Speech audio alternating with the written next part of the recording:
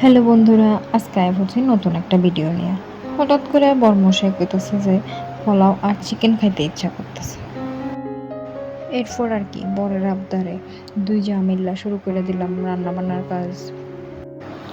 চালগুলিরে প্রথমে ভালো করে ধুইয়া এর মধ্যে আদা বাটা, নুন, ঘি এবং হলুদ দিয়া সেটা মাইখা লইছি ভালো করে।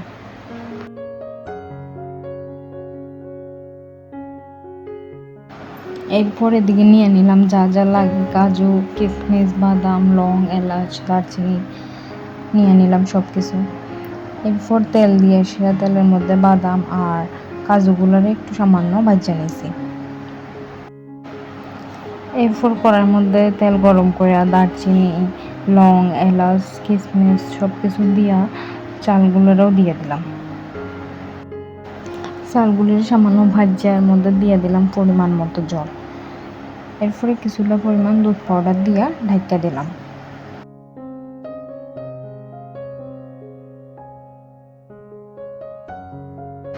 এরপর ঢাকা উঠাইয়া দিয়ে দিলাম চিনি, ঘি আর বাদামগুলি।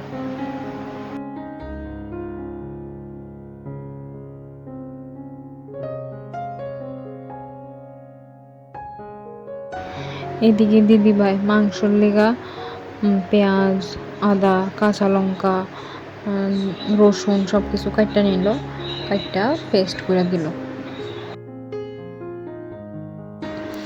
এরপর আমি মাংসটা ভালো করে ধুয়ে লাইছি। মাংসটা ধুয়ে তার মধ্যে সব কিছু মশলা দিয়া ভালো করে মাইখা ম্যারিনেট করে রাখছি।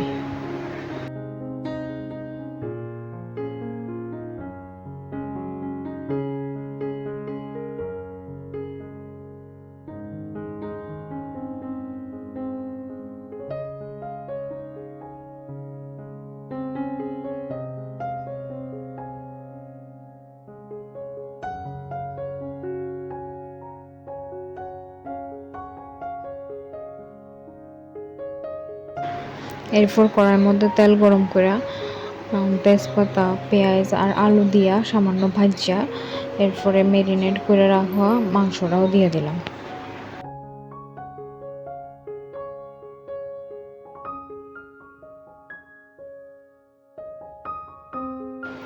এরপরে একটু সামান্য জল দিয়ে দিলাম আর এরপর লাস্টে গরম মশলা দিয়ে নামায় নিয়েছি।